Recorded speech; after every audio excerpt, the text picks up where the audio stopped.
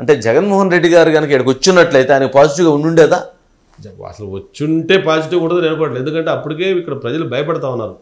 ఈ కడప పులివెందుల ఈ ఫ్రాక్షన్ ఇదంతా ఇక్కడికి వస్తుందేమో, ఆ సంస్కృతి మనకు కొత్త వద్దు, మనం ఏదో పీస్ఫుల్ గా హ్యాపీగా ఉంటాం అనే భావన ఇక్కడ ఎక్కువ ఉంది. అందుకే నేను మొన్న ఎమ్మెల్సీ గ్రాడ్యుయేట్ ఎమ్మెల్సీ అప్పుడు మనం ఇక్కడ చిరంజీవి గారిని క్యాండిడేట్ పెట్టినప్పుడు నేను ఓపెన్ గా అనౌన్స్ చేస్తాను, it's a referendum for Jaganmohan Reddy ruling.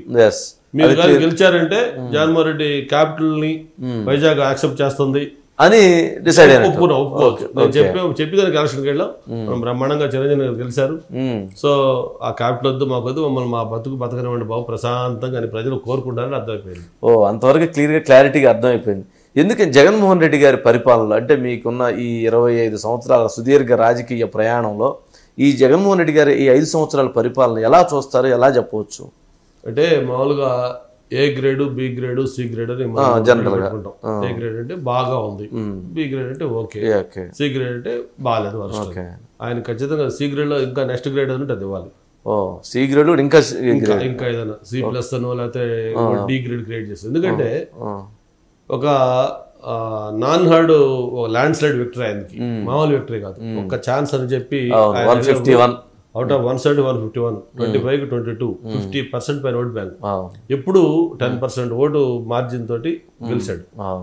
Age ఉంది, కుర్రాడు యాక్చువల్ చెప్పాలంటే కొంచెం రీజనబుల్ గా ఉంటే ఇంకొక 2 to 3 టర్మ్స్ వేరే వాళ్ళకి అవకాశం ఉండుండేది కాదు. ఆయన కొంచెం రీజనబుల్ గా ఉంటే అంటే ఆయన యాటిట్యూడ్ ఫ్రమ్ ద బిగినింగ్ ఎప్పుడైతే ప్రజావేదిక కూల్చి, అది కూడా ఒక అమానుషంగా, అదేదో దాన్ని ఏదో ఇప్పుడు ప్రభుత్వ భవనం ఎక్కడ అనుమతులు లేకపోతే వేరే విధంగా చేయొచ్చు, ఆ బిల్డింగ్ లో మీటింగ్ పెట్టి అదే బిల్డింగ్ కూల్చేయమని ఆయన డిసిషన్ తీసుకొని ఆయన నా పరిపాలన ఎలా ఉంటుంది అని చెప్పి ఒక శాంపిల్ ఆ రోజు చూపించాడు. ఆ రోజు నుంచి ఇప్పుడు దాకా కూడా ఆ సేమ్ పోకుండా అది పోయింది. ఎందుకు భయపెట్టాలి అనేటువంటి విధానం ఎందుకు అవలంబించారంటారు? ఎందుకు ఇప్పుడు వాళ్ళ నేచర్ అది, ఆ మెంటాలిటీ అంతే.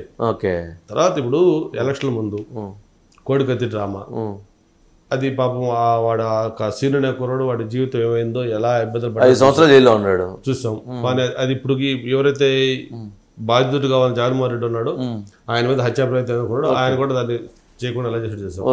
ఇప్పుడు నిన్న మన విజయవాడలో గులకరాయితో హత్యా ప్రయత్నం, అంతకుముందు వాళ్ళ బాబాయిది వివేకానంద రెడ్డి హత్య, గుండెపోటు, ఇట్లా ఇవన్నీ కూడా ఇప్పుడు ఆయన యాటిట్యూడ్ ఏంటి, ఆయన మనస్తత్వం ఏంటి ప్రజలకి పూర్తిగా ఎక్స్పోజ్ అయిపోయింది. అంటే గంట గారు, అంటే గుండెపోటు అన్నారు, అంటే వైఎస్ వివేక తోటి మీకు సుదీర్ఘకాలం పరిచయం ఉంది. ఆయన మంత్రిగా ఉన్నారు, మీరు మంత్రిగా ఉన్నారు, కలిసి ట్రావెల్ చేశారు, పార్లమెంట్ సభ్యులుగా ఉన్నారు, మంత్రిగా కలిసి ఒకటే బ్లాక్ లో పైన కింద ఉండేవాళ్ళు, కలిసి ప్రయాణం జరిగేది. ఏంటి వారితో ఉన్నటువంటి మీ పరిచయంలో ఏమనిపించింది? ఆయన తర్వాత ఈ జరుగుతున్న పరిణామాల్లో ఏమనిపించింది? అంటే అన్ఫార్చునేట్ థింగ్ వంశీ గారు, అది యాక్చువల్గా వివేకానంద రెడ్డి గారు బేసికల్గా చాలా రీజనబుల్ మనిషి. ఎంపీలుగా నేను 99లో ఫస్ట్ టైం అనకాపల్లి ఎంపీ కలిసినప్పుడు ఆయన కడప ఎంపీగా 5 ఎంపీలు ఉండేవాళ్ళు ఆ రోజు. మన తెలుగు హైయెస్ట్ ఎంపీలు 29 ఎంపీలు ఉండేవాళ్ళు. బీజేపీ ఒక 7 ఉండేవి, కాంగ్రెస్ 5 ఉండేవి. అందులో బొత్స సత్యనారాయణ ఒక ఆయన, ఈయన మన రేణుకా చౌదరి, జనార్దన్ రెడ్డి గారు, ఇట్లా 5 ఉండేవాళ్ళు. 5లో ఆయన ఏంటో ఆయన పని ఏంటో తప్ప పక్క చుట్టంగానే లేకపోతే అసలు ఏమి ఆలోచన లేకుండా చాలా రీజనబుల్ గా డీసెంట్ గా ఉండేవి.